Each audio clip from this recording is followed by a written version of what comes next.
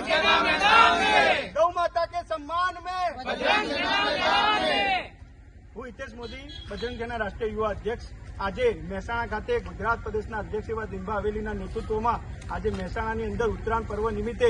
ગાય માતા માટે ચારાનું વિતરણ અને પક્ષીઓ માટે અને પશુઓ માટે લાડવાનું વિતરણ અને ચારાનું વિતરણ રાખેલ છે. તો ખૂબ જ સરસ સેવાનું કામ દિનભા હવેલીના નેતૃત્વમાં થઈ રહ્યું છે અને સાથે સાથે પદાધિકારી અને કાર્યકર્તા પણ ઉપસ્થિત છે અને આના સહયોગમાં અમારા ગુજરાત પ્રદેશના મહામંત્રી ગૌરક્ષક એવા વિકાસભાઈ ચૌધરી પણ ઉપસ્થિત છે અને સાથે સાથે આપણા ગુજરાત પ્રદેશના પ્રતિકભાઈ પટેલ જે ગુજરાત પ્રદેશના ઉપાધ્યક્ષ છે એમનો પણ સાથ ને સહયોગ છે અને ખાસ મહેસાણાની અંદર કાર્યક્રમ છે એવા તો આપણા લાલભા ઠાકોર જે મહેસાણા જિલ્લા અધ્યક્ષ છે એમનો પણ ખૂબ ખૂબ આભાર માનીએ છીએ, કારણ કે આ ચાર ભાઈઓ જે ગુજરાતની અંદર ખૂબ જ મહેનત કરી રહ્યા છે સનાતન ધર્મ માટે, હિન્દુત્વ માટે અને સેવા માટે અને ખાસ ઉદ્દેશ ગાય માતા માટે, રાષ્ટ્ર માટે અને રાજ્ય માટે કરવા માટે આવી મહેનત કરતા રહે છે અને આજે ખૂબ જ સરળ અને સફળ આ કાર્યક્રમ કરવાનો છે બજરંગ સેના દ્વારા આપણા ગુજરાત પ્રદેશના અધ્યક્ષ એવા દિનભા હવેલીના નેતૃત્વમાં. અને એક વિડીયોના માધ્યમથી તમને